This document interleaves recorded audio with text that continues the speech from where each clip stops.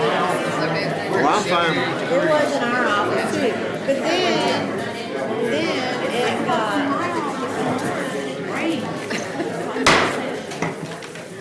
Clerk, call the roll. Glenn Whitley, County Judge. Here. Roy Charles Brooks, Commissioner Precinct 1. Present. Andy H. Wynn, Commissioner Precinct 2. Here. Gary Fickus, Commissioner Precinct 3. Here. J.D. Johnson, Commissioner Precinct 4. Here.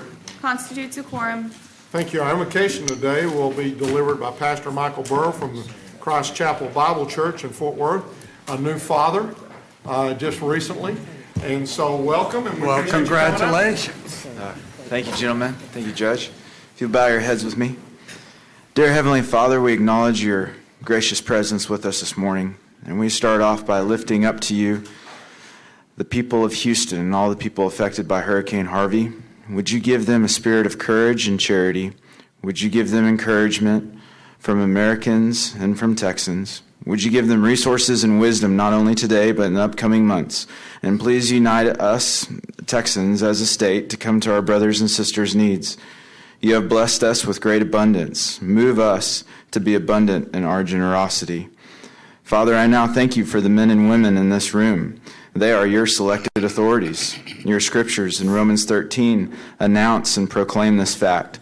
All authority comes from you, and you have appointed all authorities. You have appointed these men and women to establish order and authority for such a time as this.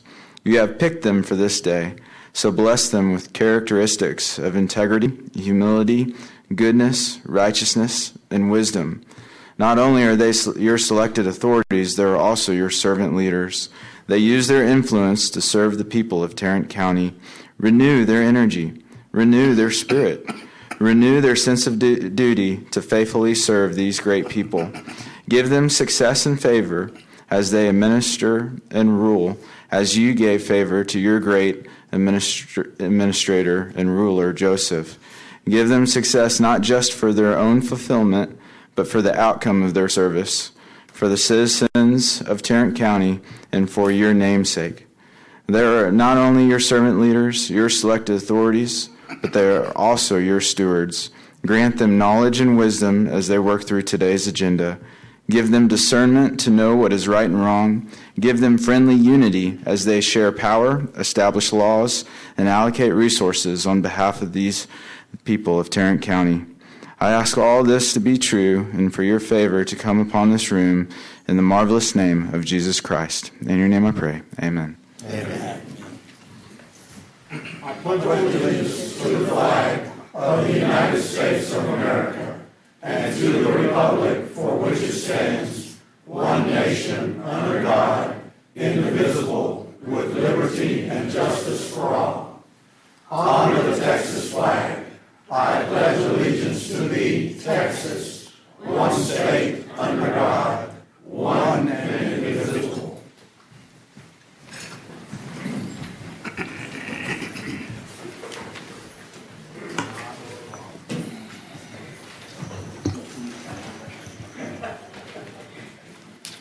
Mr. Manion, agenda announcements. Thank you, Your Honor. Members of the Court, we have several announcements as it relates to the agenda this morning. The first is under the County Administrator section, item 9A10. This is a consent item. You have a revised court communication. There was just some code issues that we corrected on that particular one. Also under the Administrator section, item 9A17. That's an exception to the travel policy. We're going to simply remove that from the agenda today.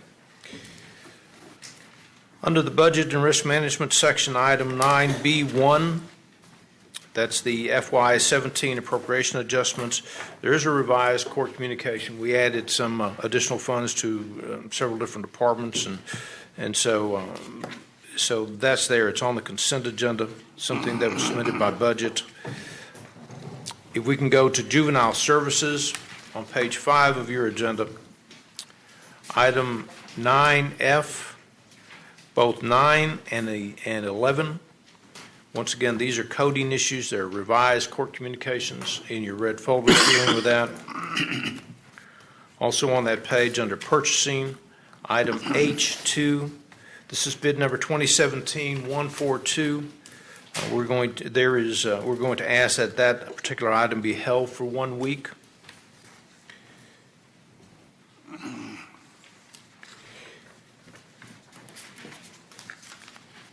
I think that's it. Quite a few of them this morning, but Your Honor, members of the court, at this time we want to give the courts a briefing on Hurricane Harvey, and let me somewhat set the stage as it relates to this. First of all, there's a real concern that in the near future that the impact of Harvey is going to be something that will not only be felt in South and Southeast Texas, but also here because of the sheltering activities.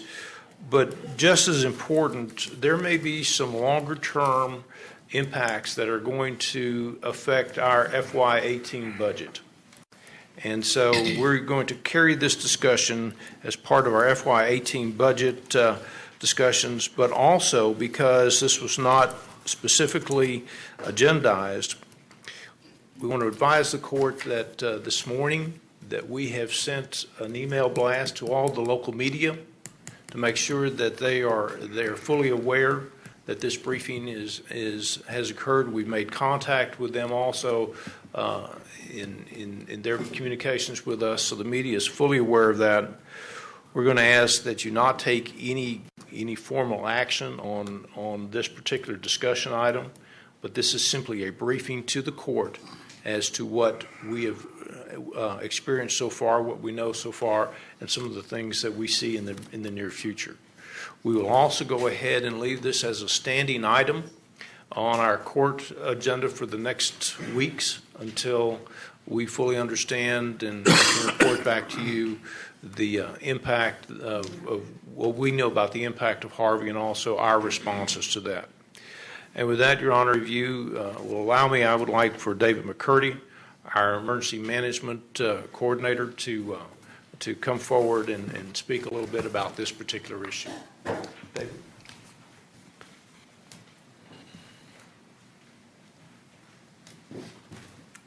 Good morning, Your Honor, members of the court.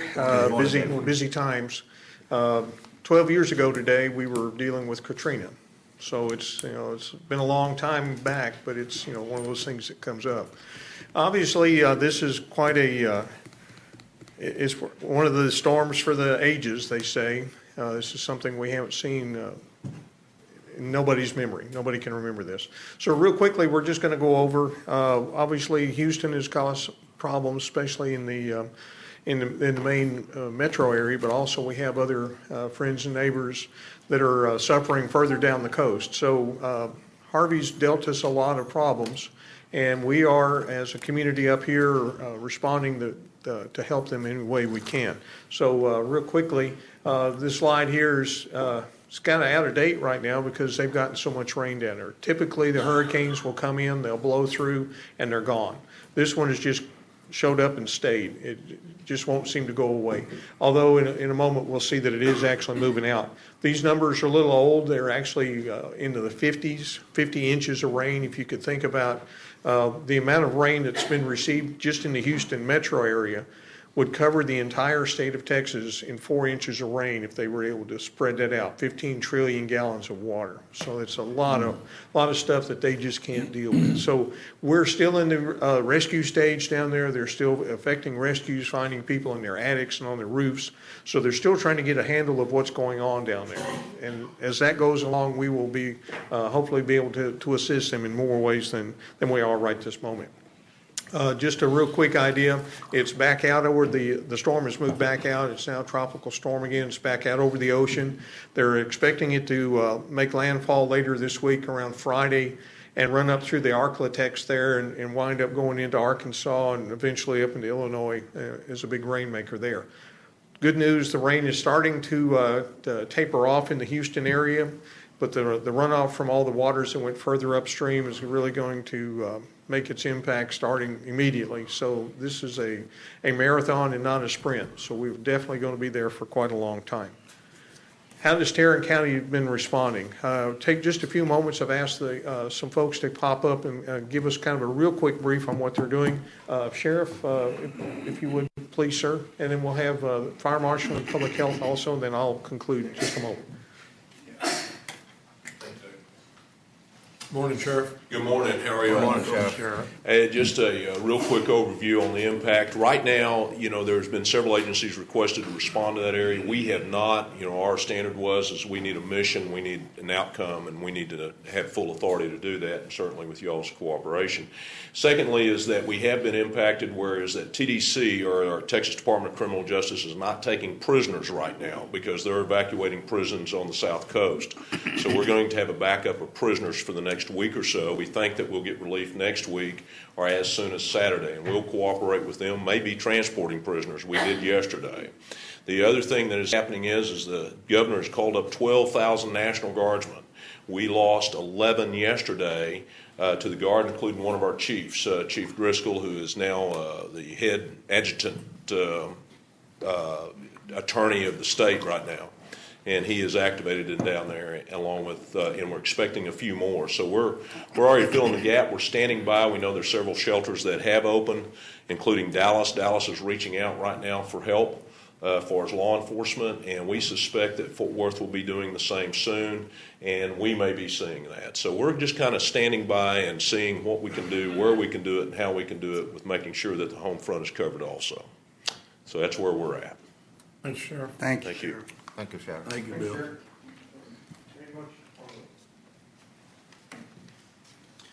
Your Honor, Commissioners, my report's going to kind of be fluid because I've got people from all over our county responding to different areas, and some have been responding since Thursday and some as late as last night.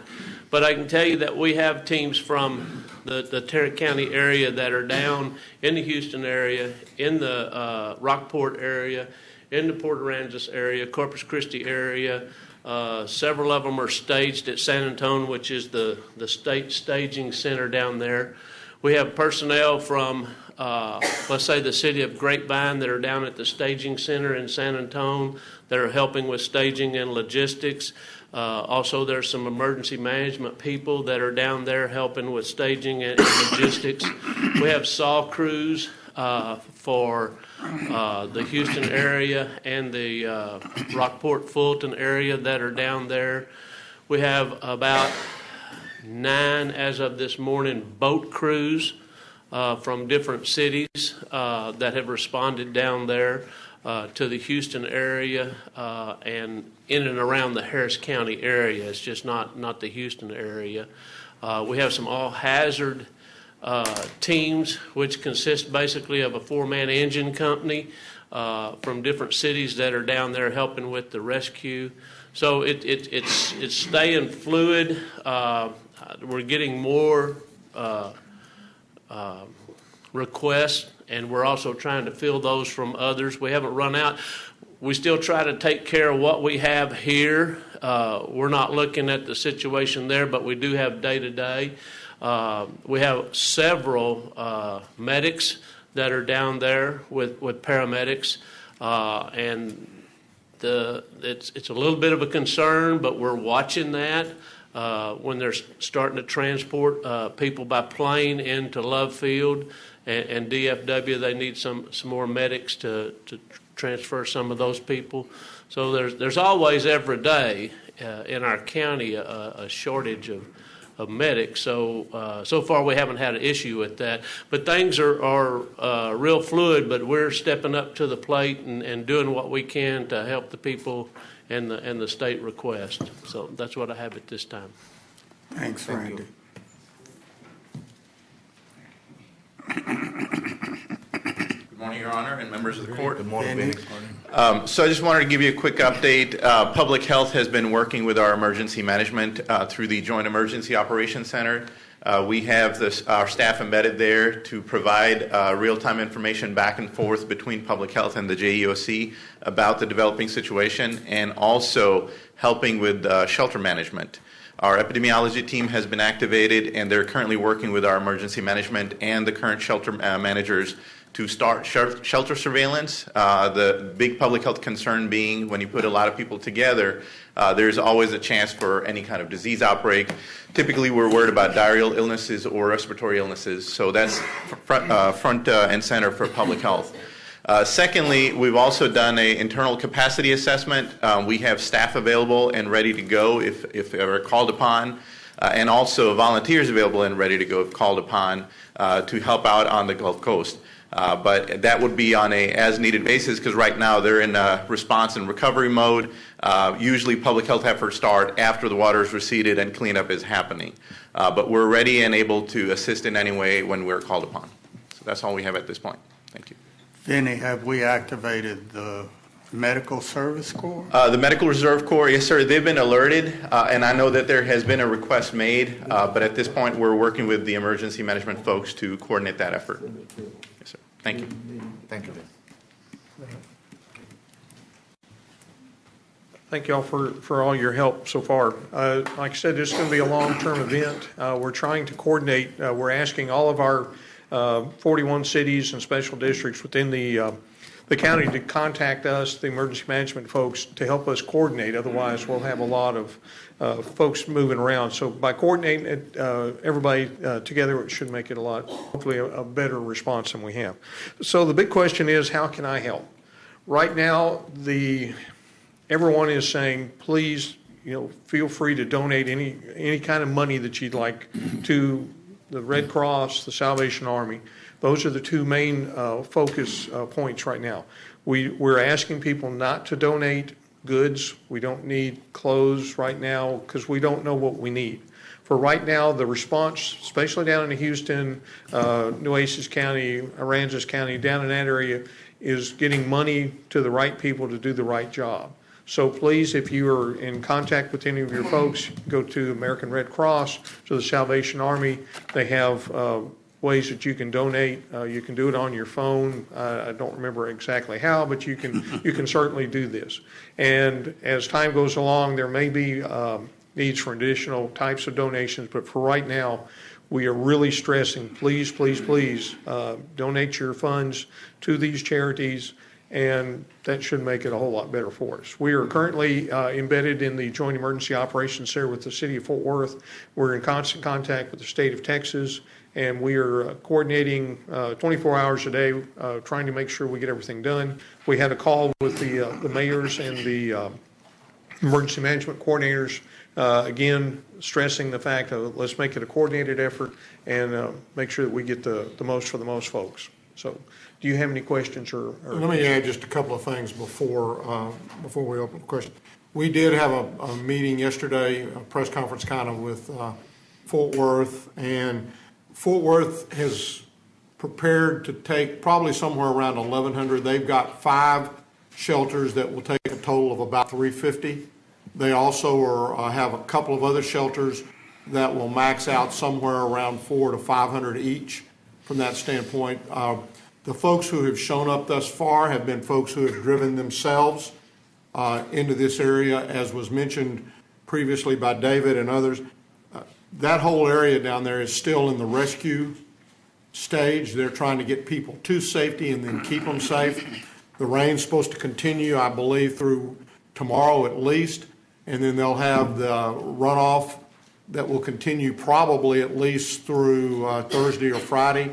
So it's likely to be the early part of next week before they can begin to assess what their needs are going to be and the number of folks that they'll be able to keep in that area versus the number of folks who they may have to begin to try to push out to other areas of the state, and probably not into Louisiana because the storm is heading up in that direction. So, those are things that Vinny, as it was mentioned earlier, our folks, and it was mentioned earlier on the mayor's call, what we said to them is to begin at least preparing in case you're asked to open shelters. And we went through this with Katrina. Again, the other thing with regards to donations, people are saying, well, where can we bring things? Right now, they really need cash down in that area. And if and when we open shelters up here, then there may be a need for things up here, water, some supplies. I'm sure the food bank will be called upon. So again, right now, and in fact today, later on today, we will send out a Z-mail to all of our employees, encouraging them to give whatever they can, and we'll give you the method by which to do that. And that's what I would say to your friends. If people ask you, what can we do? We feel like we need to do something. Right now, go to the Red Cross, go to the Salvation Army, United Way. All three of those are in the process of trying to be able to collect money. And those organizations, we can rely upon that money getting to where we want it to get. And so, there'll be a lot of different agencies, I'm sure, or different charities that will pop up. Let's go with the trusted ones because I feel like we have a whole lot better chance of getting those things down there. We've all talked with our peers or texted our peers to say we are here and ready to help. But again, right now, they're just trying to rescue the people and keep the people safe that they've got down there. So I really want to thank David and his folks, Randy, Vinny, the sheriff. I know that y'all are on standby and are ready to do. All of us are ready to do whatever we can, and we're gonna get those requests, I think, beginning next week. So with that, I think if anybody has any questions, we'd be glad to try to respond to those. It's going to be a busy time, and like you say, we're working very closely with our partners here in the county, the Resource Connections working with us on setting up, things for the future. So it's a full team effort, and we really appreciate your support. Thank you. Thank you. We just need to keep them in our prayers, and we're going to need to keep them there for a long time. It's not going to be something that we're going to be done, or they're not going to be done. And to be done with in a short period of time. Judge, 12 years ago when we were dealing with Katrina, we set up a Tarrant County emergency fund, and we solicited contributions from corporations around the county to help us deal with the needs of the evacuees that we were sheltering here in Tarrant County. I believe that at its high point, that fund had some $400,000 in it. It may be that we need to think about doing that again for Hurricane Harvey. We've got a very generous community, both individuals and corporate citizens, and I'm sure everybody's looking for a way to help. And those individuals who we specifically shelter in this county will have needs. And we need to be able to address those needs without dipping into the general fund. That's a very good point, and I think we do need to move toward that end. And we're going to have to look at, as we begin to open the shelters, just what the needs are going to be in those different particular locations.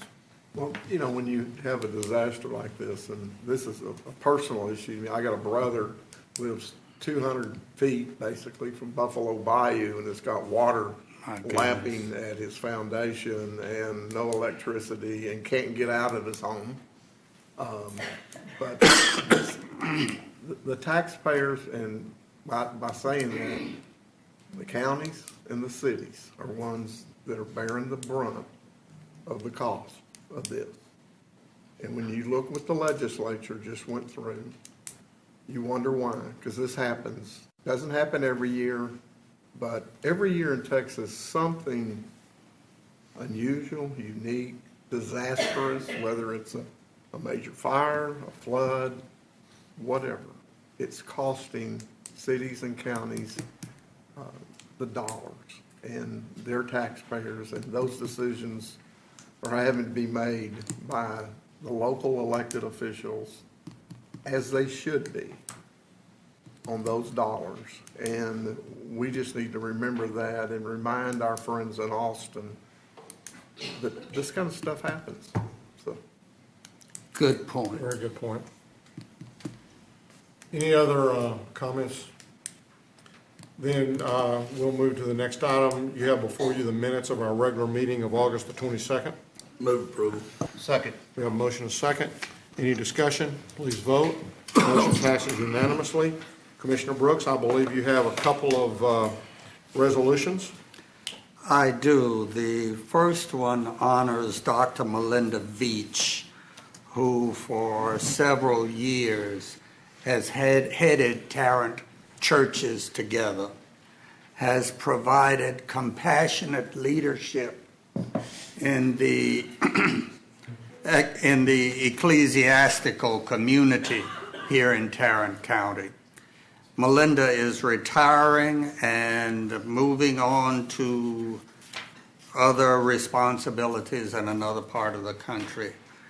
But she's made such an impact on Tarrant County while she was here that I wanted this court to honor her. This resolution will not be presented today in spite of what it says on this sheet. It will be presented at her retirement party, which I believe is either tomorrow or Thursday. It's one day this week. So I ask ratification of this congratulatory resolution for Dr. Melinda Veach of Tarrant Churches Together. Second. We have a motion and a second. Please vote. Motion passes unanimously. The second proclamation is recognizing Hunger Action Month. Judge, would you please read that into the record? You bet. Whereas 1 in every 6 people in the state of Texas struggles with hunger and food insecurity, including 1 in every 4 children. And whereas 13% of American households and 17% of American households with children do not consistently have enough nutritious food to eat. And whereas children from families struggling with hunger may be more likely to repeat a grade in elementary school, experience developmental impairments in areas like language or motor skills, and have more social and behavioral problems.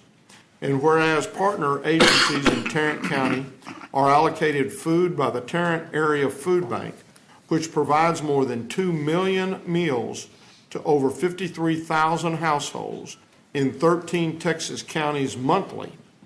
Now therefore be it resolved that we, the Commissioners Court of Tarrant County, do hereby proclaim the month of September 2017 as Hunger Action Month throughout Tarrant County in order to bring attention to the reality of food insecurity and promote ways for citizens to get involved in the movement to end hunger by volunteering, hosting food drives, and donating funds. And further, we do hereby support the Tarrant Area Food Bank in its mission to empower communities to eliminate hunger by providing food, education, and resources through innovation and collaboration for the people of Tarrant County. In witness whereof we have herein set our hands and cause the seal of Tarrant County to be affixed this 29th day of August 2017.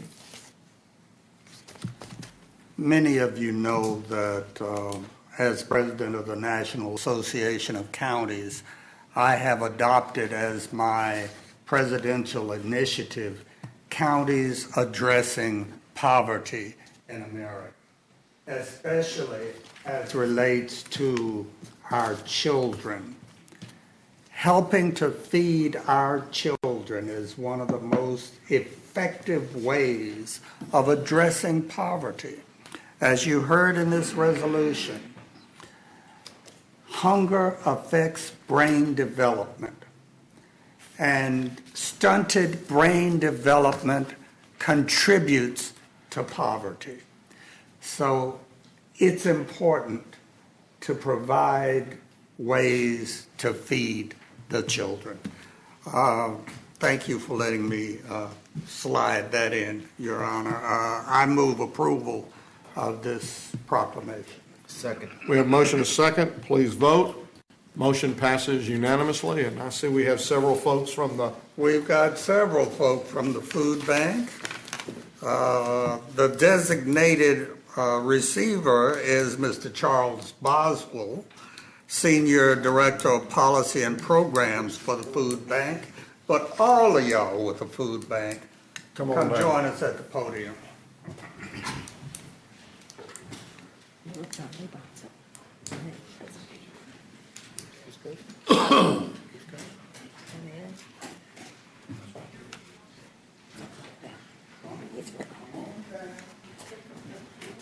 We've got plenty of room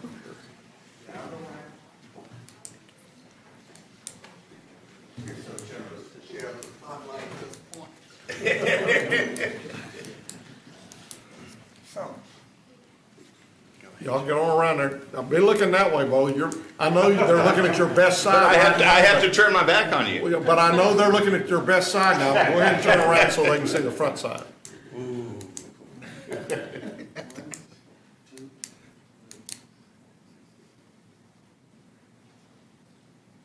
Now you gotta wait, wait a minute, because she's gotta get three pictures.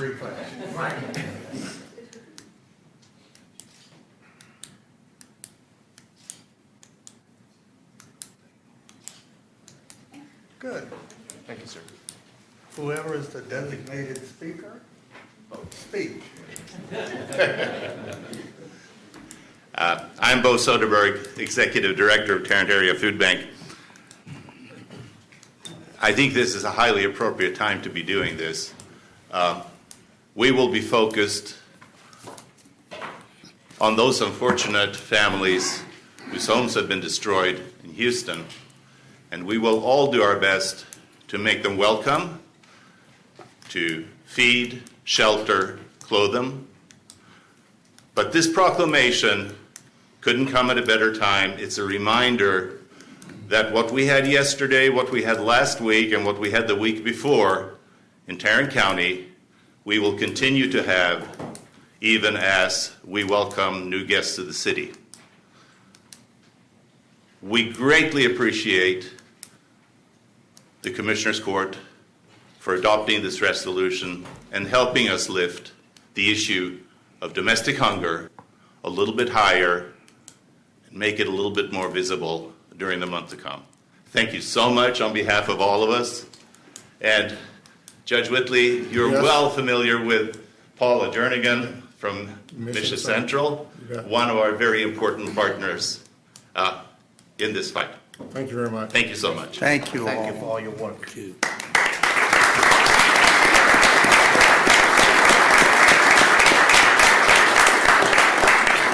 And it should not go unstated that Tarrant County employees contribute mightily to the food bank every year and are one of the largest sources of contributions to the food bank. So again, thank you to our employees for all you do outside of your work responsibilities to impact the people that we serve.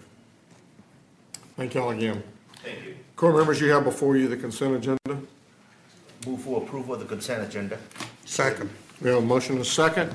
Please vote. Motion passes unanimously. Mr. Manius. Thank you, Your Honor. Members of the Court, we have two additional items for you this morning. The first item, we're requesting that the court approve interim funding for the continuation of the District Attorney's Protective Order Unit grant for a period not to exceed 90 days. Move for approval. Second. We have a motion and a second. Any discussion? Please vote. Motion passes unanimously. Then finally, members of the court, on item number 2, this is also an interim funding request. We're requesting that the court approve interim funding for the continuation of the District Attorney's bilingual Spanish language victim assistance program for a period not to exceed 90 days. Move for approval. Second. We have a motion and a second. Any discussion? Please vote. Motion passes unanimously. Thank you, Your Honor. Thank you. Ms. Glenn? Nope. Ms. Worthy? I move to receive and file personnel agenda. Second. We have a motion and a second to receive and file the personnel agenda. Please vote. Motion passes unanimously. Thank you. Our second item is we are requesting an approval of a memorandum of understanding between Texas Wesleyan University and Tarrant County for participation in a tuition discount program. This is a program that Texas Wesleyan is offering to to not only our employees but their spouses and dependents. Those individuals that meet the enrollment admissions requirements will receive a 15% tuition discount. This is for graduate programs, for all graduate programs with the exception of the nurse anesthesia program. And so we seek your approval for this at this time. So moved. We have a motion and a and second.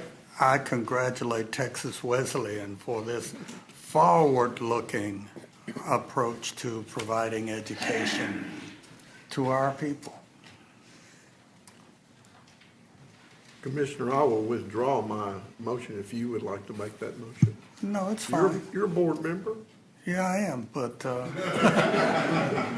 it's good. It's Please vote. Motion passes unanimously. Thank you. Mr. Beecham.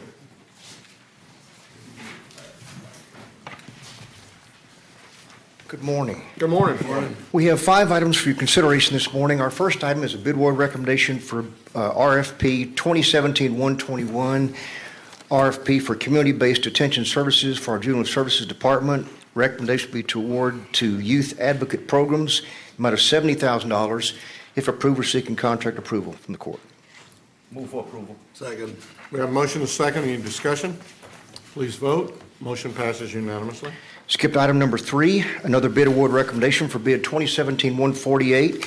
This is our annual contract for temporary general labor for our Facilities Management Department. Recommendation would be to award on a per enterprise basis, awarding to the primary and secondary vendors as shown in your court communique. move approval. Second. We have a motion and a second. Any discussion? Please vote. Motion passes unanimously. Item number 4, another bid award recommendation for bid 2017-149. This is a bid for the Echo Lake Project Phase 3. Recommendation be to award the low bidder, Schmolt Construction, amount of $832,478.57. Again, if approved, we're seeking contract approval as well as acceptance of the payment and the performance bond. Move approval. Did we get rid of that one? If you'll second it, I'm going to ask that question. Do what? I guess so. I'll second. If this is the last, is this the last of what we're obligated to do before Fort Worth takes this little deal? I am hopeful that that is the case, yes. The title has already been transferred, but as part of that process, we agreed to this repair particular task, and Commissioner Brooks is going to maintain that through the end of September. Right. We will continue to maintain the park through the end of the fiscal year. Could we postpone this bid? No, we agreed to fix the dam. Please vote. Motion passes unanimously. Item number 5, another bid award recommendation for bid 2017-164. This is our annual contract for HVAC water treatment services. Recommendation be toward a per enterprise basis, awarding to Kim Aqua. Move for approval. Second. We have a motion and a second. Any discussion? Please vote. Motion passes unanimously. Last item, number 6, another bid award recommendation for bid 2017-170. It's our annual contract for the purchase of a truck-mounted telescopic aerial device. Recommendation would be to award on a per enterprise basis, awarding to the 2 primary vendors as shown in the court communique. Move approval. Second. We have a motion and a second. Any discussion? Please vote. Motion passes unanimously. Thank you. Thank you.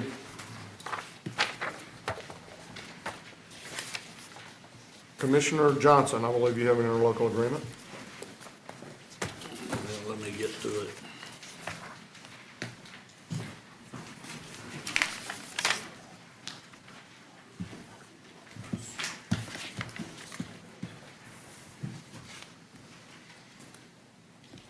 Okay, item 9L1A and B, I will move approval.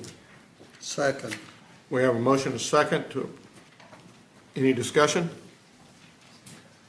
I'm sure this has been approved by the, Yes, it is. Please vote. Motion passes unanimously. I just thought maybe you had forgotten to My ask that precinct was question. the only one that verifies that every time. Well, I know, I just wanted to make sure for you. I just, I thought. Are there any appointments today? Next week. Next week. Okay, then you have before you now the claims, including the addendum. Move approval of the claims, including the addendum. Second. A motion is second. Please vote. Motion passes unanimously. Briefing items, Mr. Manius? Thank you, Your Honor. Members of the court, we have two items to bring to you on briefing this morning. The first is a presentation by the hospital district on their FY 2018 proposed budget. Mr. Clark is here to address the court at this time.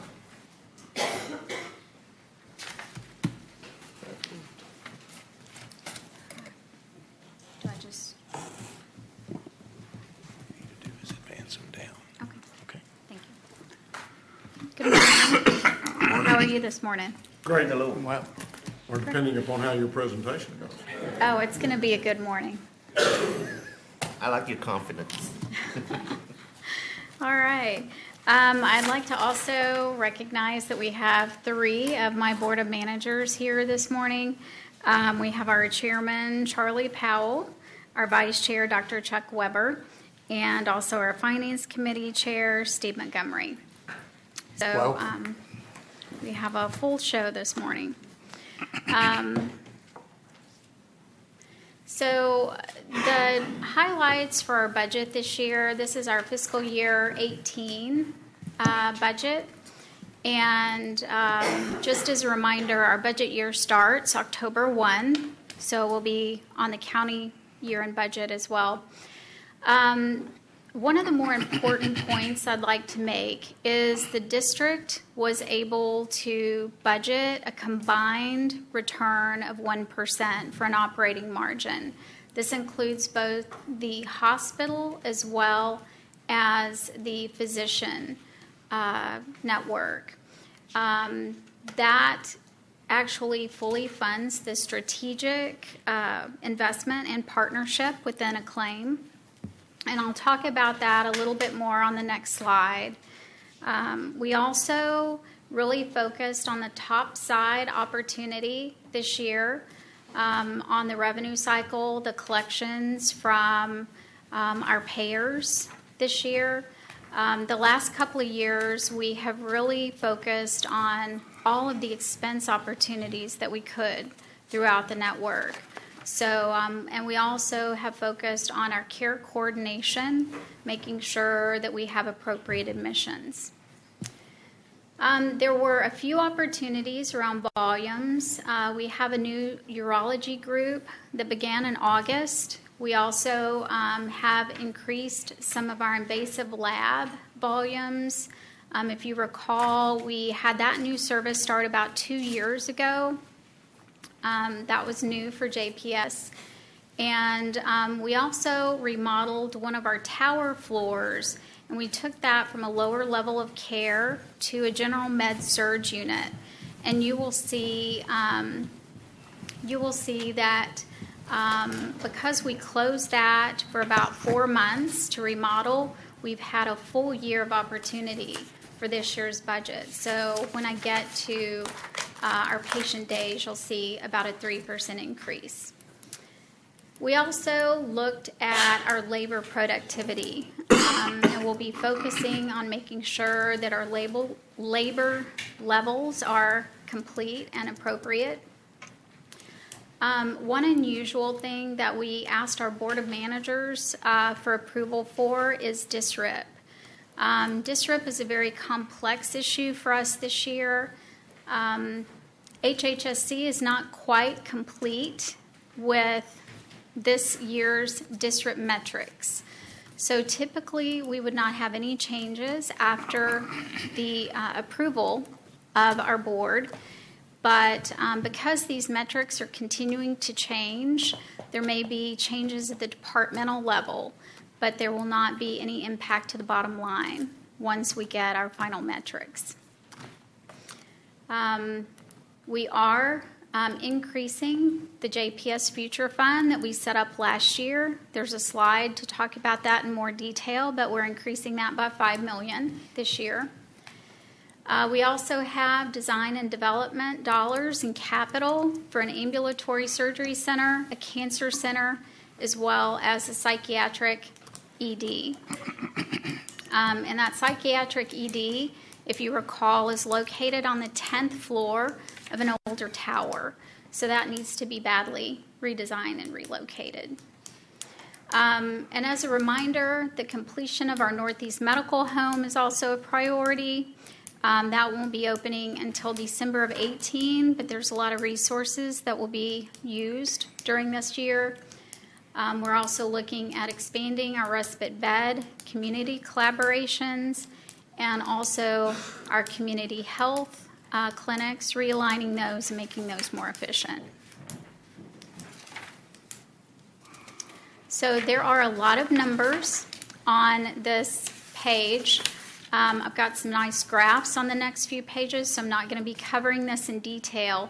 But what I wanted to point out to the court is that our operating margin on the combined total is 1%. That is very difficult for us to do as a system. You'll notice that the Acclaim, our physician group, is operating in a loss of $12 million. I'm going to talk a little bit more about that. And you'll also notice that the health network column, that left column, is producing about a $12.2 million operating margin, and that's before the interest income. So a combined total of 10.9 or 1%. The reason that a hospital-owned physician group tends to operate at a loss is mainly two reasons. Our payer mix has a lot of no-pay or self-pay patients. We also have a lot of socioeconomic issues that are intermingled with our patient population. Also, in a private physician group practice, they tend to own their ancillaries like x-rays and labs. Those tend to be very profitable. There are close to 400 providers that are budgeted within Acclaim that support all of the patients that are seen within our JPS Health Network hospital services and our clinics. That equates to about a $30,000 loss per provider. MGMA average is about $71,000 loss across the country. So we're doing it efficiently. Our goal is to try to lower that loss as we grow Acclaim and become more mature. So what that would indicate is that we are doing substantially better with our physician group than hospitals similarly situated across the country are doing with theirs. That is correct, yes. The 71,000 that I quoted was the MGMA average across the nation. The 400 budgeted, does that mean we currently have 400 physicians, or are we going to hire additional physicians in the next FY? We currently employ today 314. We're going to try to onboard another 35 in the last quarter of this fiscal year, and then I believe there are another 40 that we are onboarding for budget 18, which will get us up to 394. From a strategic standpoint, what discipline are we planning to bring on board through the Acclaim, and what discipline do we still planning to outsource? The majority of what we are onboarding is primary care, and you're going to see some of that in the statistics and some of the growth. A lot of those, again, are psychiatry. We have some orthopedics that we're going to be bringing on, and I can get you the detail of the 75 that we are bringing on. Some of them are geriatric specific, Okay. which is also kind of primary care. But the focus is primary care and the community health clinic growth. You're going to see kind of a spike in that So the when I get to the specialty care, volumes. like surgeon, nephrology, and so forth, we still using other physician groups, right? Correct. Okay. Correct. Those are not employed within a claim, the ones you mentioned. Is there a plan to do that onto the claim, or that is the strategy going forward? There is not a plan currently to employ those groups within a claim. What we do with some of those groups is actually contract with those third-party groups through a claim. It's a complicated system right now with some of the way that we access some of the IGT. We can have an offline conversation with that if you want to. Some of those have to remain contracted with the hospital, but a lot of what we're trying to do with the claim is get as many of those contracted physicians also within a claim, all the employed physicians within a claim, so that all the quality metrics and all of the patient satisfaction can be focused within a claim. There is a big shortage in physicians. So we have to be very competitive, compensational-wise, Yes. in order to hire an additional 86 new doctors. In your budget, have you taken that into consideration, the additional compensation, bonuses, and things like that, so we can attract those doctors? Yes. So part of the detail budget that I'm not presenting here today, but that we went over at the Board of Managers meeting within a claim, we are enacting a compensation plan that is effective January 1st within a claim that is bringing some of the groups that we struggle with to be competitive nationally from a salary basis. That will become full in effect in January. Okay. It helps us recruit and retain certain groups of physicians. It also brings those physicians to a productivity plan rather than straight salaries as well. So it kind of not only brings them to a market-based level, but it also brings them to more competitive and allows us to pay them for work performed. And that is important because the net patient revenue is dependent upon our ability to attract and retain the physicians. Yes, sir. Right? Yes. Among a lot of other factors. Yes. So really, you make a wonderful point. You know, it's difficult to recruit, but within a claim, one of the major focuses this year is retention. You don't only want to recruit great physicians, but we have some amazing physicians within a claim. And, you know, when you talk to the leadership within a claim, we really want to focus on retaining the physicians that we do have there. But again, one of the things that we've done very well is have a much lower cost by the MGMA standards. Yes, sir. And that's one of the things that we do have to look at. If we're going to be, we have to be competitive, and we're asking these folks, and there's fewer and fewer doctors, as you mentioned, there's a shortage. We have to stay competitive, which means that if they're dealing primarily with folks who are self-pay or no-pay, then we've got to make up that delta on that so that they still are willing to see those patients. Correct. And the $30,000 per provider, if we were to try to go out and find that with locum tenens or with a third-party group, that would be very difficult and at a much, much higher cost. Right. So I'm going to ask you a stupid question that I admit I'm ignorant about this. Why don't we just simplify the books by combining the acclaim and the hospital into one cost center? Why do we have to separate them out like that? There are laws within Texas where a medical center cannot employ physicians outright. There are some exceptions to that, but for the most part, a medical center or hospital cannot just outright employ a physician. And that's why you have most of your major hospital groups now they have a separate corporation that employs the physicians that primarily work at that particular facility. THR, Cooks did it many years ago. Baylor has got it. I'm assuming probably Med Plaza. And it's a very common corporate structure that we have with Acclaim. I got you. Thank you. Okay. So you may look at the key volumes. Again, our patient days have increased slightly because of the opportunities that we had with the new patient floor as well as the urology group. Urology will also be bringing some inpatient surgeries. So you see the 1% increase.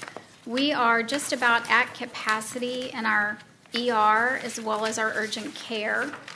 And the clinic visits, we talked about the recruitment and the focus on those primary care physicians. Down in behavioral health, again, from an inpatient standpoint, we are really at capacity. Our emergency department is at capacity as well. From behavioral health, again, that is the located on our 10th floor. And the clinic visits, again, we're going to be adding about 14 providers as well as looking at scheduling and expanding some of those hours at those outpatient clinics. So we are increasing the clinic visits by 38%. Correct. But by employing 14 more additional providers. Yes, Right.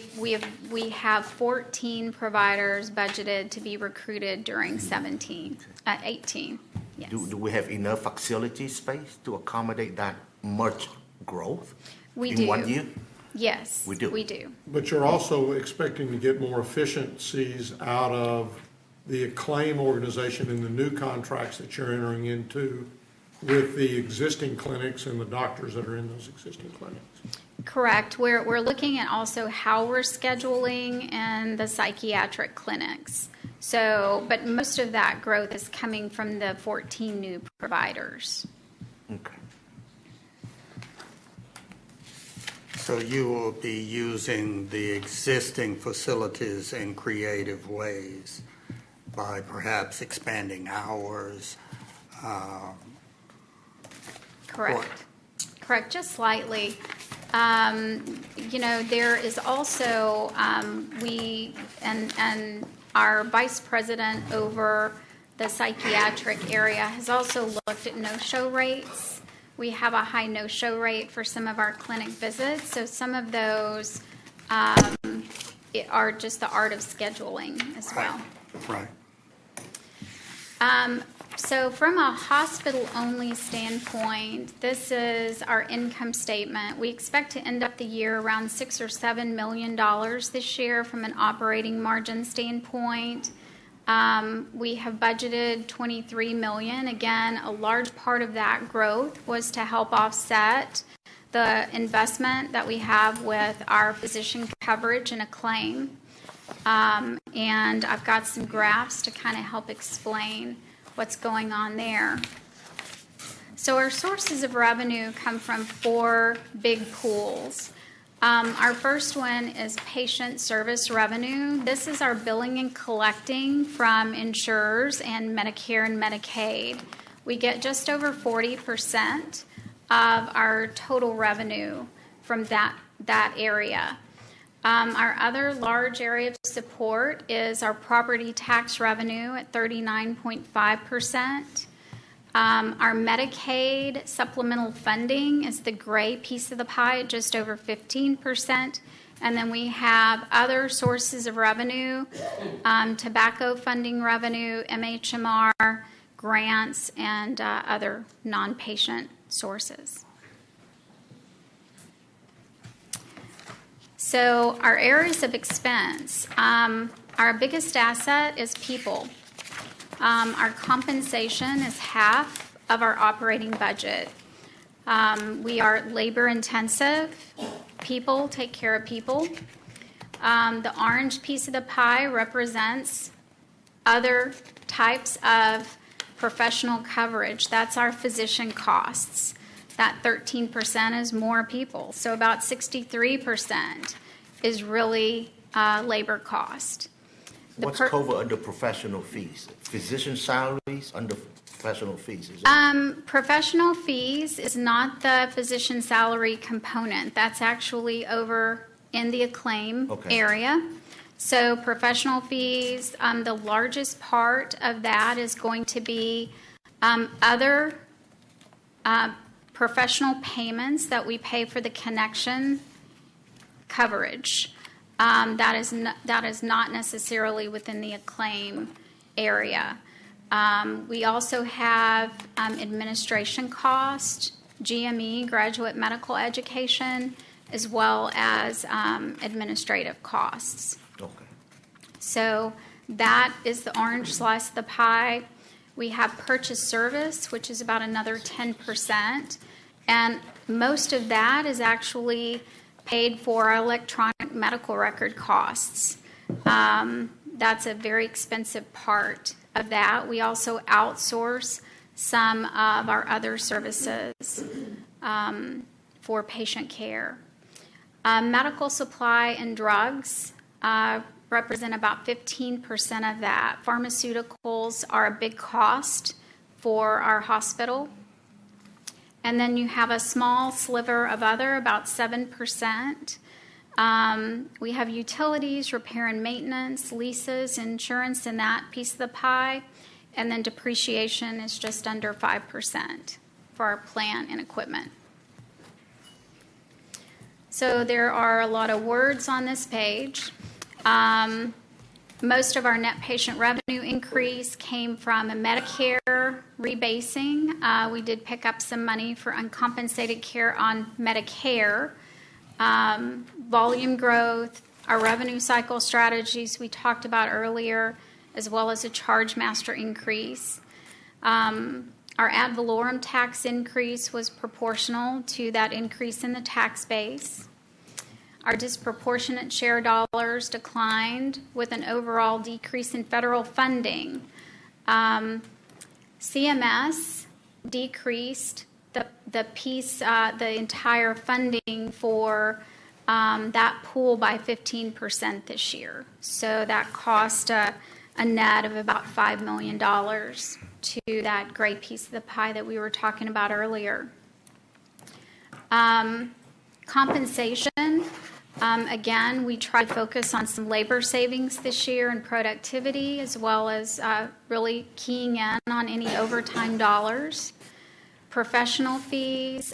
We did expand neurosurgery. Again, the urology group that we came in to expand services to our patients in ophthalmology. There were several things that happened in purchase service. We outsourced some things which lowered salary cost, and then we also had some additional IT costs that went into purchase service. Medical supply and drugs. Pharmaceuticals increase an average of 12% a year. That is historical, and that is also what the industry expects to increase next year. So that is in our budget. Other expenses, we really had tried to hold other expenses down this year. So those had a little bit higher increase due to that this year, as well as just a normal inflationary impact. Depreciation increased with a $45 million capital budget. And our interest expense, our interest income, our non-operating revenue increased with some market growth. We feel like we're going to have one interest bump there. Is that a quarter point that you're estimating the bump to be? Yes, yes. So some major drivers, just another way to look at that a lot of words. About half of our budget was due to inflation and volume increases. About a quarter of it was due to increasing physician coverages for our patients. We had about 8% of those increases were depreciation. We did have some strategic items that we put in there, and then our IT requirements increased, took up about 6% of our cost increase this year. What's the inflation rate in the healthcare industry right now, nationwide? Approximately. You know, we looked at about 3% overall, give or take, depending on the category, with the exception of the pharmaceuticals, which again trend to be about 12%. Pharmaceuticals, 12% inflation. Yes, sir. And that has trended for about the last 5 to 6 years. Should have gone into pharmaceuticals. Our capital budget. Any number of comments that could be made about that. Go change your investments real quick. Just keep moving. Okay. Our capital budget. I'm making Robert nervous. Our capital budget. Most of our capital budget goes into equipment. $18 million. Facilities again. It's an older building. We want to keep it fresh at $15 million. Information technology, again, most of this goes into our electronic medical record at $8.5 million. And we do set aside $4 million for upcoming items. So that's our total of $45 million. The future fund, as you recall from last year, our Board of Managers did earmark $111 million last year for the upcoming needs for the facility.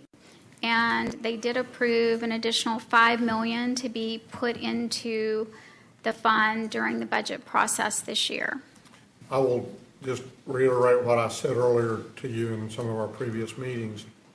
I think you've got a whole lot more days of cash set aside in reserve than what is needed. Mm-hmm. And that I would really like to see you seriously review that, and look at the possibility of moving some of those excess days of reserves over into this future fund. You're probably double what your rating agency would suggest that you be. I will have a conversation with my board on that. And the last slide that I have is our tax revenue summary that you typically take a look at. Our tax rate is at the 0.227897. And as I have shared with you in our meetings, I think the proposed tax rate is 7.5%, higher than the effective tax rate. So if there's any way that we can pull that down a little bit, that would be very helpful to the very patients that JPS is charged of serving.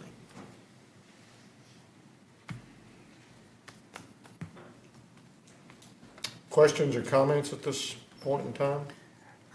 Yeah, I want to thank Robert and his staff and the members of the board for your leadership in crafting a very outstanding budget. I think Andy makes a good point.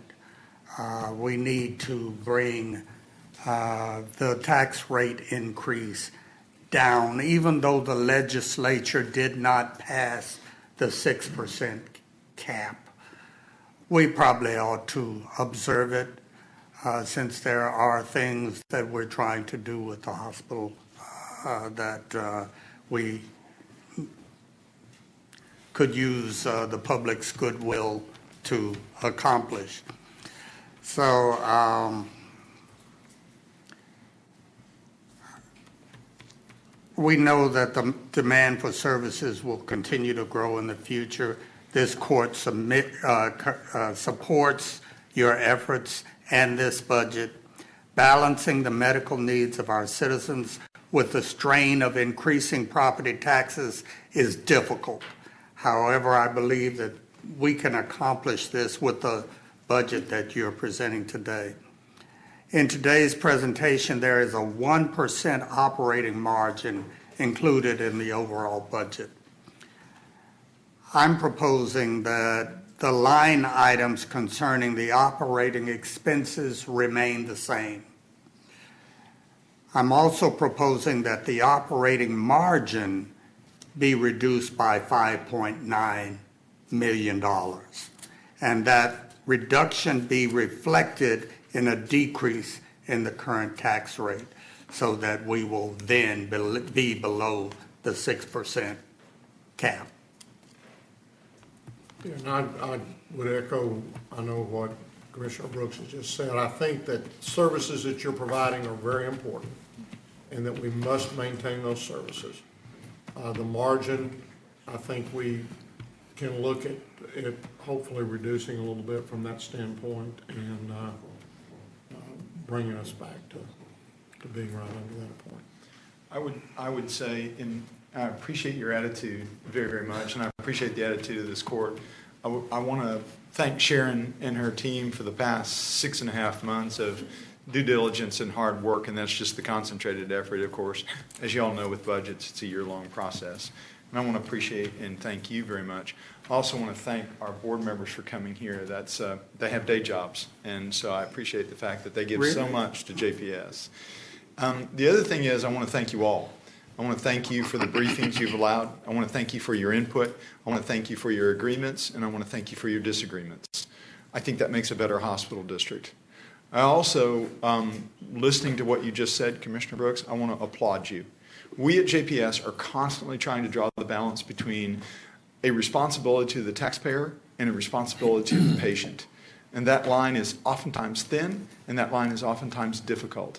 But the fact that the legislature had a debate about a 6% cap is one that we would support. And I would tell you on behalf of the board, I don't speak for all board members. I've had the opportunity to talk to our officers and the chairman of our finance committee about how we best go about doing this. I would think that you would see a very favorable response. I also want to commend the court because I think we have a very good relationship between this court and your public hospital. And I am thankful for that because some of my colleagues don't share that situation, and I'm thankful to have this kind of court and this kind of community to represent. So we're very supportive of your efforts and the efforts of this court to draw that balance between patient and taxpayer, which we constantly do. Well, we've got a very well-run hospital, which is financially sound. I think we can live on a little bit less margin and serve both our patients and our taxpayers well.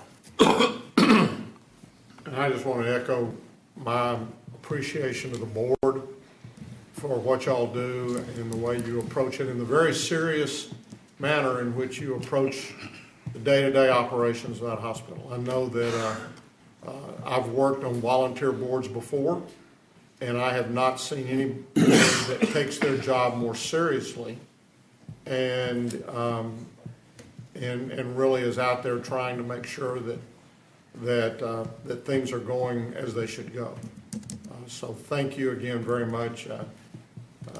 Steve's a retread. We brought him back in and ran him through it again. And Chuck and Charlie, I know y'all have been very, very much a part of that board for many years, and I cannot begin to tell you how much we appreciate that. I know that from all of our court members. I know how much they appreciate that. I want to echo that as well. You gentlemen are volunteers, and I know from Ms. Dorothy to Charlie to Steve to all the members of the board. In the past 7 years that I've been serving on this court, I learned one thing, that a lot of times you guys spend more time at this volunteer position than you do at your own full-time job. It really amazes me how dedicated and how proactive you are when it comes to the welfare of JPS. So I want to take this opportunity to honestly thank you for your service to our public hospital, and certainly all constituents and taxpayers and the residents of Tarrant County. I too want to thank Robert, you and the board and your staff. Y'all done a great job. I mean, in the 10 years, 11 years I've been here, it's just a total turnaround. And thank you. It's wonderful, honestly. I worry about the situation we talked about earlier in Houston. Yeah. When Katrina happened 12 years ago, Right. hundreds of thousands of people moved from New Orleans, got forced out, went to other areas, and many of them stayed. That could very easily happen to Tarrant County. We could very easily get a very large influx of new people, new residents over a period of a month that end up not leaving and end up being patients that you never thought would be in your hospital. No Okay? question. In fact, I was just in New Orleans speaking to a group of the folks that are still trying to figure out the governance of hospital districts post-Katrina. And, I grew up where that hurricane's eye stayed for 4 hours, so my hometown doesn't look like my hometown anymore. And that's 10,000 people that have been displaced and don't have the accomplishments that they had worked so hard for. So we are cognizant of that. We are concerned about that, as well as for the entire county and for the citizens that have to relocate potentially. And I appreciate your kind words. Thank you. Robert, thank you for all that you do for the hospital district and for Tarrant County. And thank you to the board members. My board member even had to retire so he could serve. It takes so much time. But Chuck, we appreciate you very much, and all of you that serve on the board. Thank you for what you do. You're more than welcome. Thank you. Thank you, sir. Thank you, Judge. Thank you, Commissioner. Thank you. Gentlemen. Your Honor, we could give formal direction to the hospital district as it relates to Commissioner Brooks's comments. If I might ask, if we do something similar to what we do when we do our budgets, where we do a preliminary vote that gives direction to our budget office.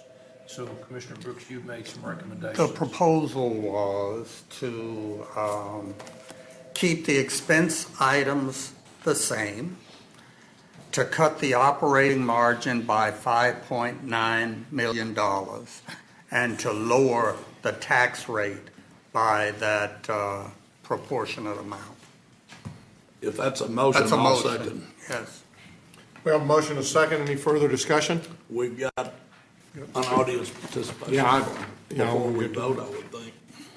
Well, I'm gonna let him, I'm gonna call him up right after this because it's a general, I'm not sure whether it's about the Tarrant County tax rate or the hospital tax rate or what, but we'll get him up right after that. Okay. And we're not actually voting on a tax rate at this time. We're just kind of giving an indication to the board as to what we hope to see back from them. Now, I guess our vote actually occurs on the 12th. September the 12th. Yes, sir. Will be That's that when we day. set the tax rate. Motion passes unanimously, and again, it's kind of a direction Yes. type of a deal. With that, I think we do have an audience participation. Larry Johnson. Mr. Johnson, if you come forward at this time, please go ahead and repeat your name and your address for the clerks for the record, and then we welcome your comments. Your Honor, Commissioners Court, my name's Larry Johnson, live at 2408 Castle Rock Road, Arlington, Texas. And in reference to your confusion of which one I'm speaking on, I'm kind of speaking on both, but someone was at the earlier hearings, I believe, on the county. But as you know, Tarrant County continues to experience a robust economy, and through that great extraordinary growth, we're seeing price increases in our appraisal values. We're all aware of them. Because of that, even when you lower the tax rate like you did last year, we appreciate that, the homeowner sees an increase in taxes. As a result, some Tarrant County homeowners are being taxed out of their homes. Many first-time home buyers are being priced out of the market. And people on fixed incomes cannot afford the increase in their taxes. Housing affordability is a problem and will continue to be as long as the Tarrant County homeowners face tax increases each and every year.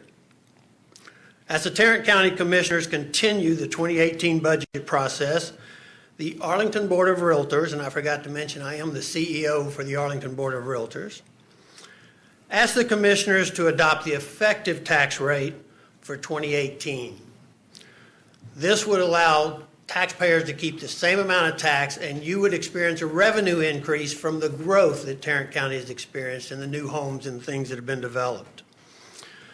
Tenants also feel this tax increase because when landlords get their taxes increased, it gets passed through. Everyone in this room will be feeling the tax increase as we continue to raise taxes. The individuals affected the most are those that can afford it the least. It's the lower incomes. While they need the services we're talking about here today, they really need to make their monthly payments, and that's the necessity that they face every month. So with that said, the Arlington Board of Realtors encourages the Commissioners to adopt the effective tax rate for 2018. I thank you for your service, and I'll answer any questions you may have. Any questions at this time? Thank you, Larry. Thank you. Thank you, Mr. Johnson, for coming out today. Members of the court, if we can now go to item B. This is the Tarrant County FY18 budget issues. Ms. Schneider. Yes.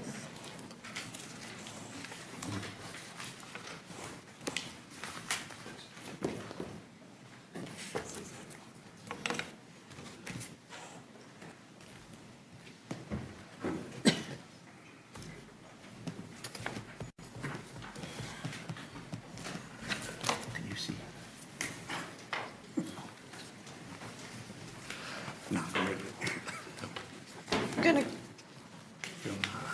My eyes are older than yours. Oh. I doubt it. These are trifocal lenses. Oh, that paper, good. Okay. Starting on a very high level with a prior presentation, so we're going to get down to a more nitty-gritty to kind of give you an overview and the status of where we are after our initial budget hearings. And I'll probably sit down in a second because, well, oops, wrong slide. Because of stuff just like this.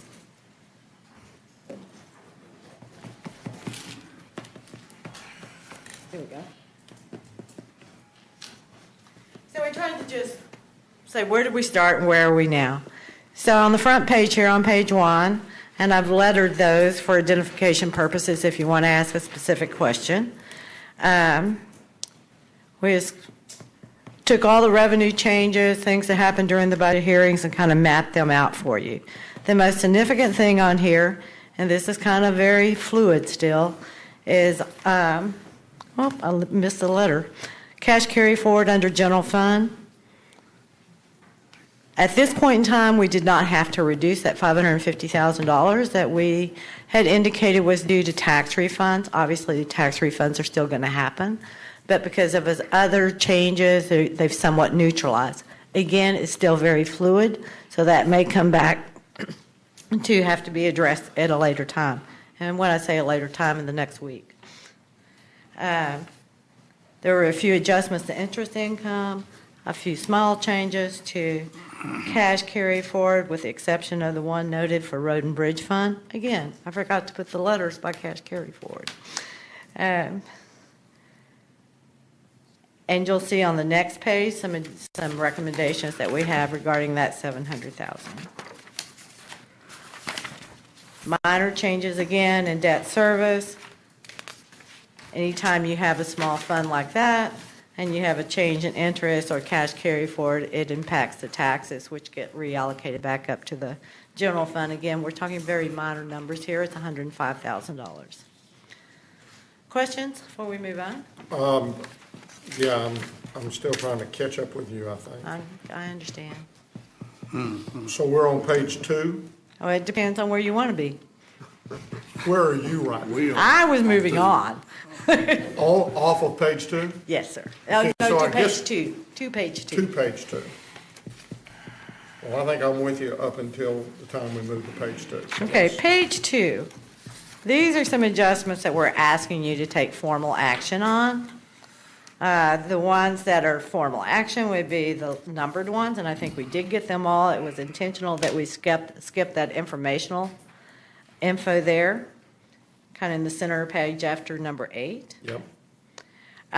We're trying to give you a status of exactly where we are right now. Right now, we're approximately $1.7 million revenue exceeding budgets.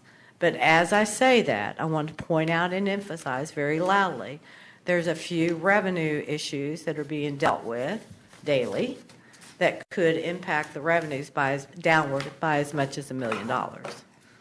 And to be clear, those things we're talking about is SCAP, which is the State Criminal Alien Assistance Program that we participated in for years and years and years now with the federal government. It is not moving rapidly as it does usually. By now we're at the point where we know what the award is, and the claiming period hasn't even opened for FY17. We have our federal lobbyists working with us to see what they can find out from the federal level. We've been in contact with JBI, who is a company that assists us with preparing the claim every year. That has a dual impact on both 17 cash projections and 18. The other thing is payment in lieu of taxes. Usually by now, we have those payments that are from 3 different sources. Usually we have all those in our hands by now. There is the largest piece that is still missing, which is a piece that, and somebody correct me if I say this wrong, that comes from the the Corps of Engineers through the state, and is routed to us through the state. So, again, we got people that are checking to see what the status is on that. That could have the same negative impact on both sides. So, at this time, I'm cautioning you about potential of a change downward in revenues of about $1 million. Potential. The adjustments we're asking for, I think the ones, I think while it be a brief information, the explanation is there. One we found out very, very recently about is number 5, which has to do with the mobility grant that the administrator's office has been working on, and we've gotten knowledge of award on that.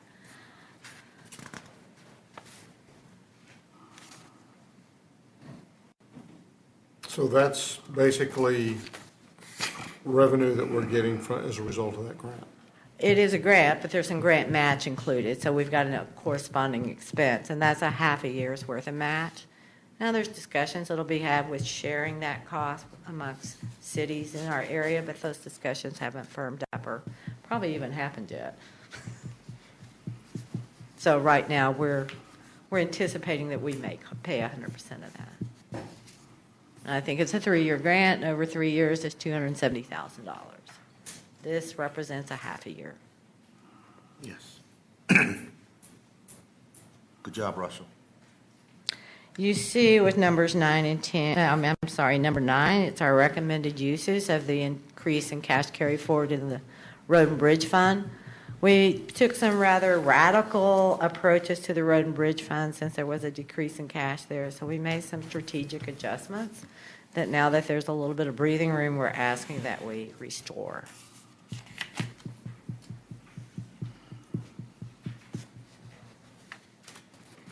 So number 9 corresponds to the revenue changes for the general Road and Bridge Funds on the first page. Number 10 corresponds with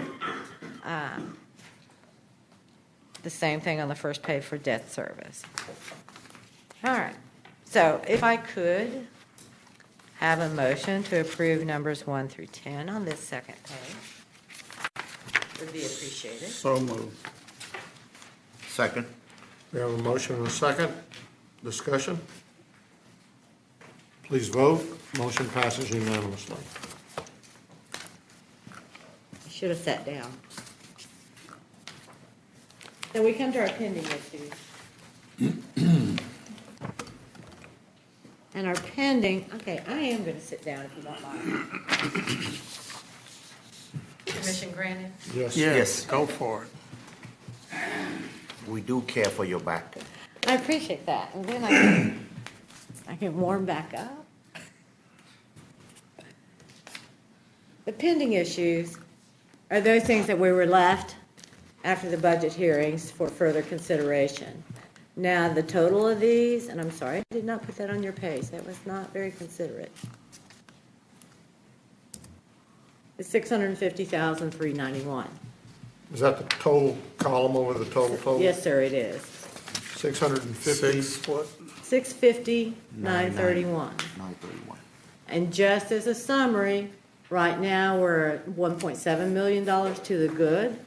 There's $1 million potential issue out there. Then you've got this 650 that we're looking at. So, now, number one was not left as a pending issue, but it's my understanding that Judge Carr has contacted each of you regarding this position that we added in criminal court administrator's office. So we've put the difference back out there for the original position they asked for, which was a grade 72. He's much more effective than Sugar. Huh? He's much more effective than Sugar.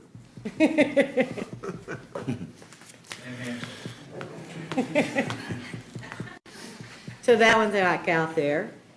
There are... So this 29,229 would take care of the judge's request? It would.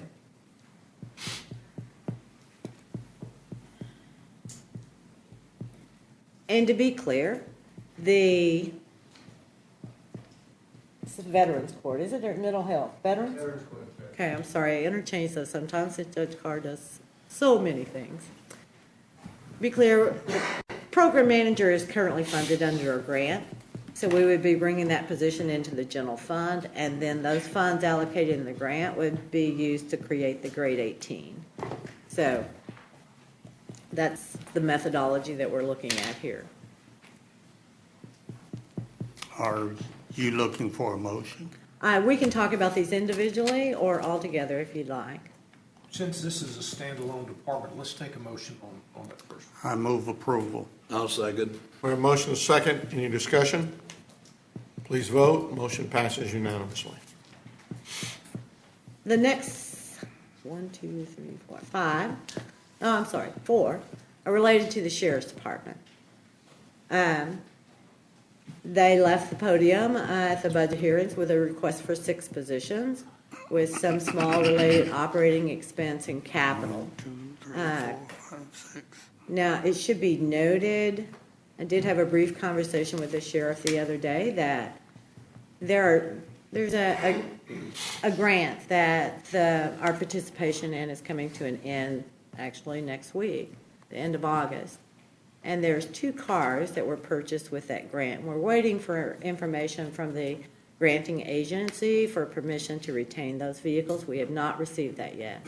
In the event we get that permission, we may be able to take out 2 cars that are related to new positions in the Sheriff's Department. It's just kind of a side note comment.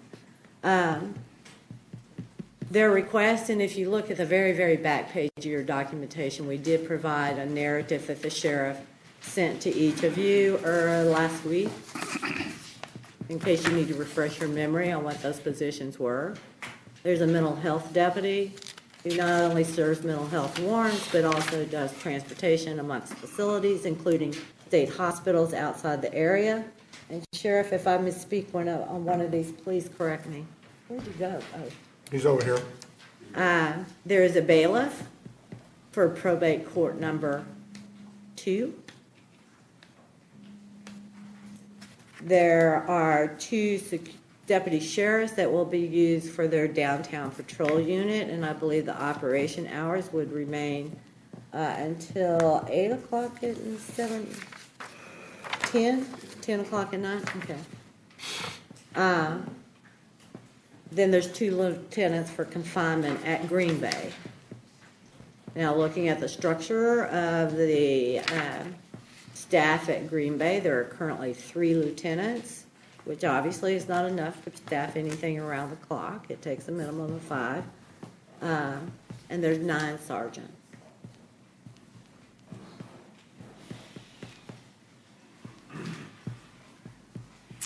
The total of all 6 of these items is the $659.31. It is. Now, and let me just, I'm going to fill in the blank here with the county clerk. And Ms. Garcia did not mention that she would not be here today. I kind of thought she would be. But we did talk about this last week. There's a couple of other options on the table here in lieu of adding a full-time position at this time. That is to add approximately a little over $10,000 in temporary salaries to give them some assistance in peak times, primarily the summer. And if we took this approach, it might also have time to get a person training-wise up to speed in the event we were granted permission August 2018 to open a third location. Didn't she say something last week to the effect that the regional passport people would have to approve a part-time? They do. And it would probably have to operate at a designated location as opposed to being a floater. I think that location would likely be South Lake, but that's speculation on my part. A third option would be to simply wait until we get closer to that August 2018 date and actually find out if we're going to be granted permission to open a third location. And at that time, hire an individual. It takes about 2 to 3 weeks to really get them to go through the training that's required in order to be ready to issue passports. The only issue I see, the main issue in South Lake that I hear about and see is that in the morning when the office opens, there's a line. There's a line. In the afternoon when the office closes, there's a line. And people are sent away. And it happens every day. So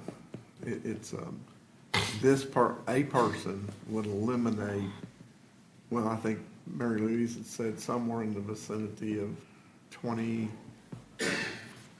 or so passports they would be able to process a day. So that's that many citizens that are not leaving. And we did ask the auditor's office to follow up with the county clerk's office. They did have an extended conversation regarding projected additional revenues, and at this time, we are not willing to increase revenues because we might add another position. It's something we can look at and measure as time goes on. In the event you add the position, we've always got contingent revenue to look at in the event that we see that happens, but at this time, it's... The problem with the lines in these passport operations is that they have to close so early. That's right. It's like 2 or 2:30. 2:30, I think. Yeah, 2:30. And the citizens have not They don't acclimatized to that. They don't understand that either. No. But we don't have a choice in the No, matter. it is mandated. By the state. There's a requirement that all paperwork must be at the post office and in the mail by 4 o'clock every day. And that's why we close early. So Oh, I understand. Yeah. Is there anything that says we can't open early?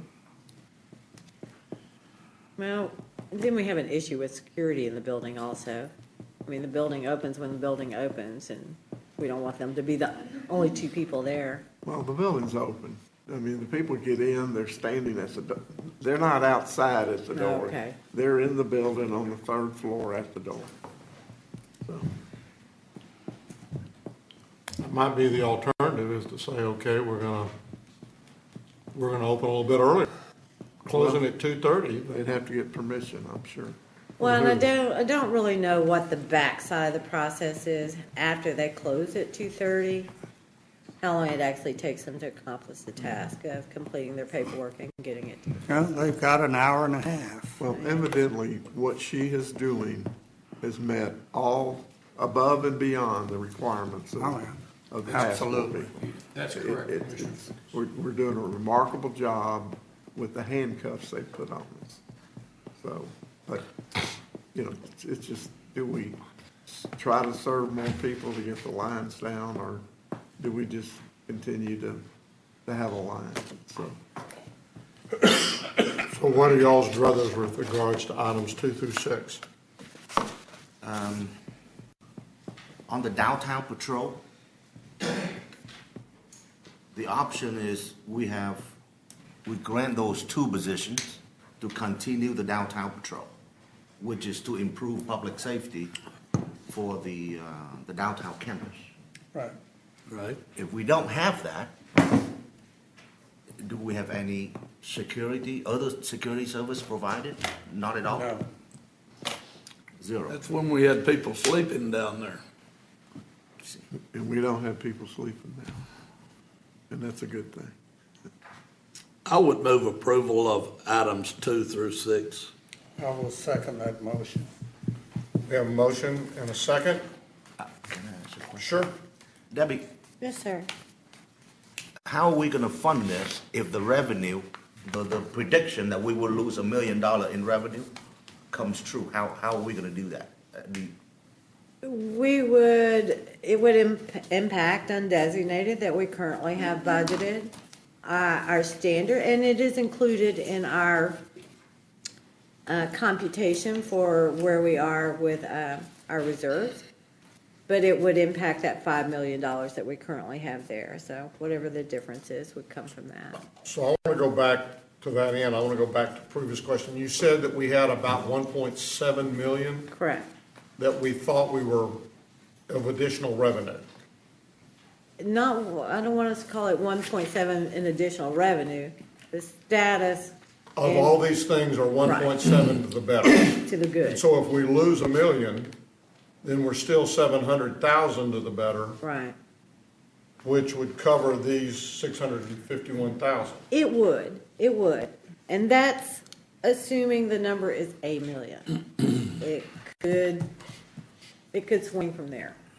It could be less than $1 million. It could. Didn't you say you would know about that million? Well, we're going to have to very quickly here? We're going to have to make some decisions on it quickly because we're only 2 weeks from approving the budget.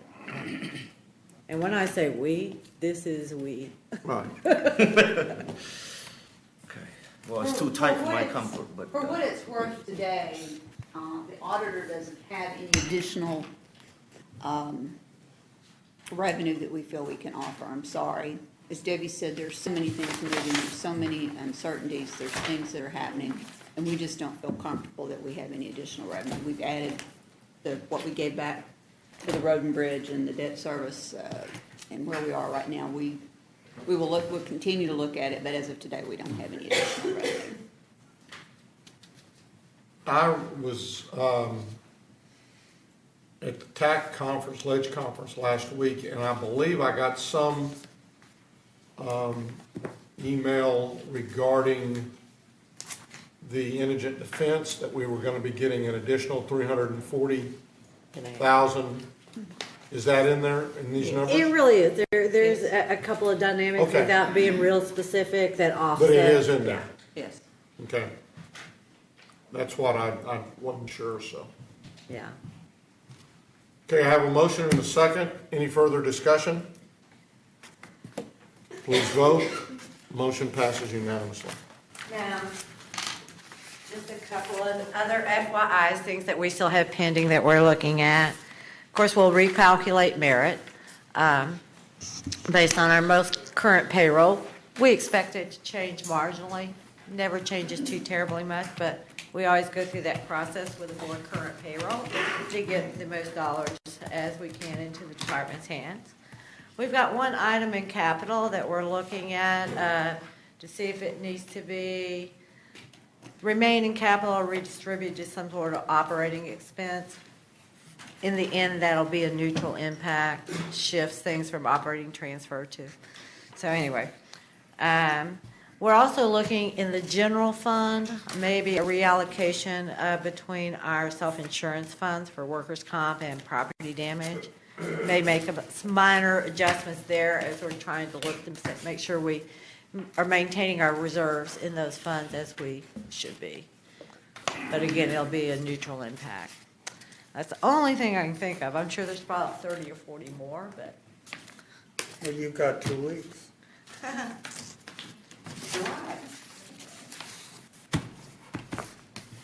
Any other questions at this time? Your Honor, that's all we have at this time. Then we will recess our open meeting to proceed to close to discuss items exempt under section 551.071, 072, 074, 076, and 087 of the Texas Government Code. Mr. Phillips? Start right. That's me. Was that you? Okay, it was me. I don't know what that means, but. It means request. Oh, okay. Well, your request hadn't been recognized until now. Having returned from our closed session, there being no business to conduct at this time, we are adjourned. Screwed up.